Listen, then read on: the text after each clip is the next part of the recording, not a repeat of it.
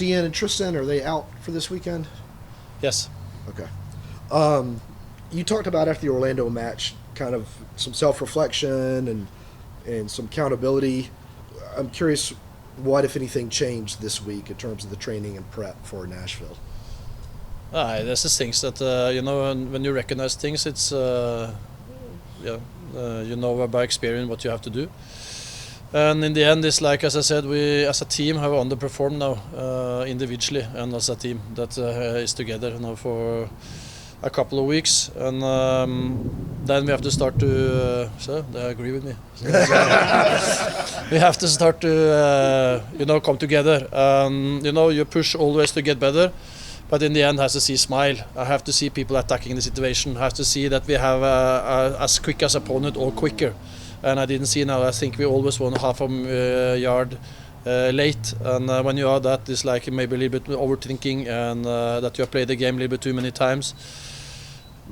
So we have done exactly what we talked about. That we have had a little bit more off, had more shorter exercises. We had to have a lot of fun. We had some social things together. So that is good. So I said, win, lose, draw.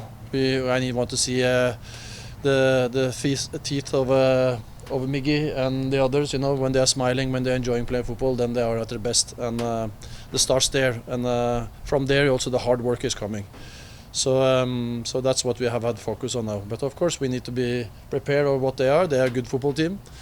But it's the same here. We can beat anybody in this league, and we can also lose against anybody. And we need to get our bottom level higher and our best periods longer. That's what we need to do. And if we do that, then we have a really good chance to get 3 points. It's hard to believe, tomorrow will be 11 matches into the MLS season already. At what point of the season do you kind of get a sense of, look at other teams, like this will be their identity. This is what we know they'll be like in the next X matches that are falling. Are we at that point yet, or? You know exactly what the opponent is doing, and if they're changing because they're not working. So but for them, they had work. They had a good game in the weekend, win 7-2. So that's of course they have played the same way. I've seen a lot of the games this year, and they are a team that have a good variation in their play, and they work really hard. It's a very good unit. So. We have to match that, and at the same time, we need to see our own players to be at their level, because then we have really good football players. It's like the overall message, even though they scored 7 against Chicago, I mean, it's a message, hey, we can just as easily be that team they scored 7 against, or is it, this MLS, anything can happen, and we go back to what you're saying, anybody can be anybody. I'm not saying that it can be us. We're not talking about scoring 7 goals. We hope for that, of course. But let's start with be good prepared, and then enjoying and looking forward to the game, attacking the situation. And you have nothing to lose here in MLS in a way, because it's no relegation. But we have something to fight for, and now we have to attack that situation. And it's still many games to play. But we know that we need to play at our best to get these 3 points, and then that is the focus. How we as a group now have an attacking mindset and a mindset of togetherness and spirit and all these things. And I've said that many times this year. As I said, and I can't say that that they're not doing what I'm asking them to do. It's maybe that we overdo it, and we as a group now we want to please everybody, but first of all accept the situation and then attack the situation from there. Ronny, I wanted to ask about your philosophy as a coach on movement in the final third from your attackers. Are you a coach who has clear patterns you want players to follow, or is it more about allowing freedom for them to work? I'm quite clear what I want in the final third.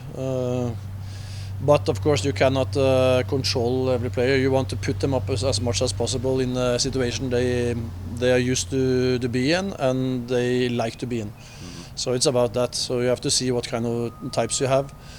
But I don't know any teams that have do whatever you want in the last third of the pitch. Right. That is really good. I cannot. When you have a structure over time, it looks that they're free. So, but everybody comes from a place where they feel safe, and if you're going to feel safe, you have to have clear clear tasks, and you have to know exactly what you're gonna do, and also what your teammates are gonna do. And from there, they develop relationships, and then sometimes they look like it's fluent, and that is where we want to come. But first of all, we have to come enough to the last third of the pitch, so we can start there first, and then, of course, we have a lot of quality in the last third if we play each other in the right positions. We know that Manu is unbelievable good in the air when he gets crosses. We know also that he can attack space and play on the last line. Saba is a good finisher in there, so we have to get him as much as possible inside the box. Alex, he is the server, and he has to be not on the ball, and also have to come in the box when they have opportunities. So and Miggy, so that's also the same of some similar, but he also have opportunities to get enough in there so we can get goal points. Do you feel like the players are following what you're asking in the final third? Huh? Do you feel like the players are following what you're asking for? You said it's very clear what you want. I think that we have had little issues with Alex and Manu. No, Alex and Miggy, because they go a lot in the same spaces. That's what we have talked about. So if that's what you refer to, I agree that that is something we work on a lot to get right, because we need to have them at their best. So that is the one thing. But also Saba, left, right, it's things, So again, it's not. I don't think it's about structure. It's more about what is the best setup to get the best out of everybody, and how they fulfill each other inside the pitch. That's the main thing. To that end, might we see something different on Saturday? We see at every option. We have done different things. I don't feel we have found the right one yet. But at the same time, we cannot change everything either, because then we start all over again. So it's things we look at.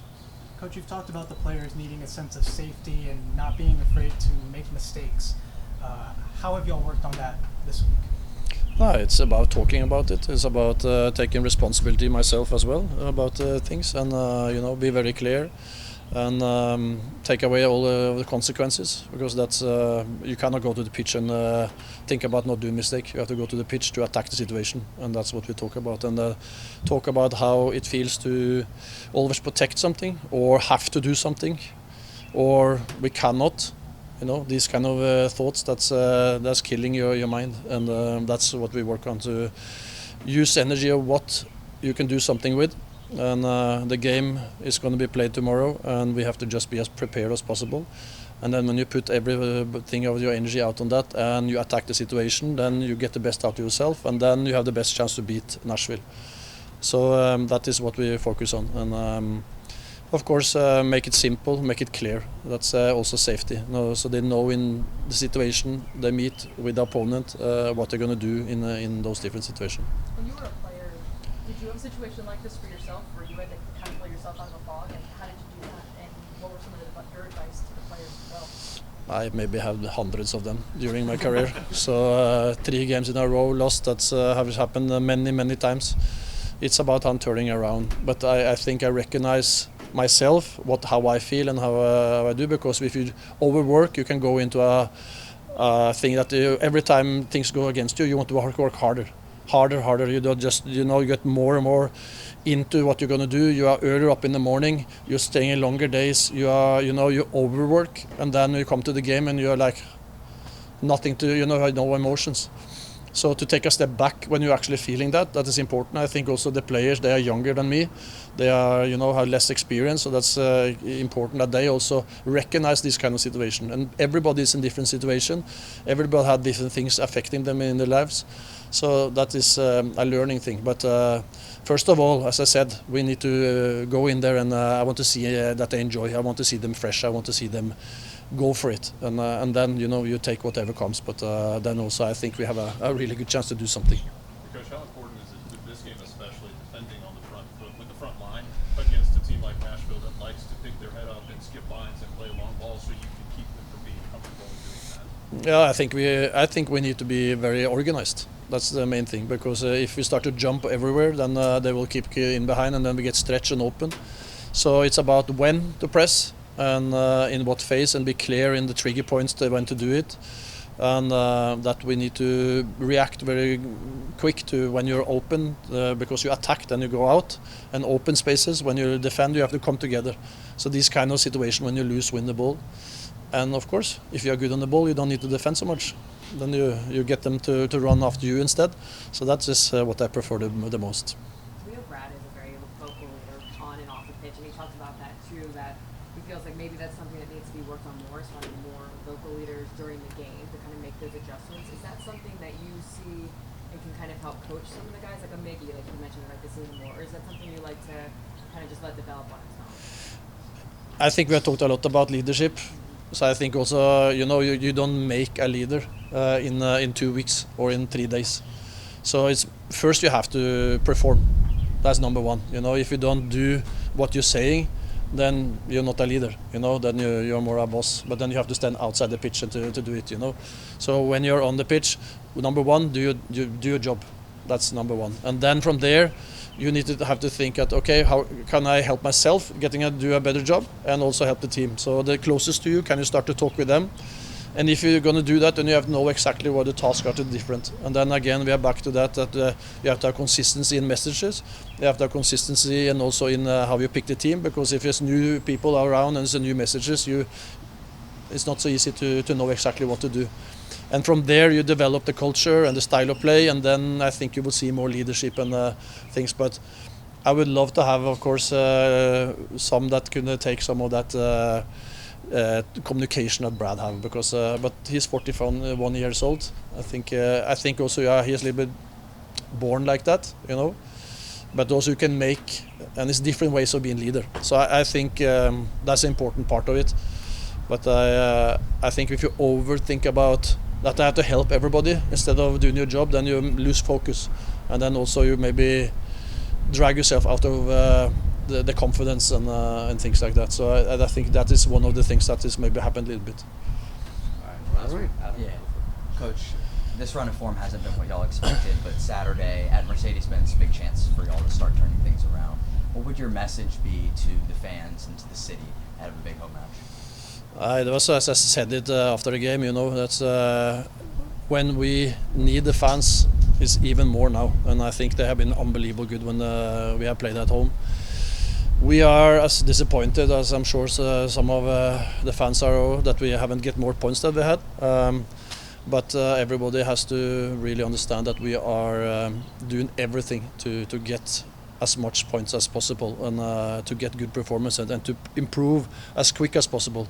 So it's very, very important that that they keep on doing what they're doing, being behind the team, because it's us together that can do it. So it's all in, all us. That's the most important thing now into tomorrow. If we can do that, then we're going to take 3 points against Nashville, and we hopefully can move forward with a positive and atmosphere, and also a place where we can build even more confidence. Thanks, Ronny. Thank you. Thanks, Ronny. Thank you.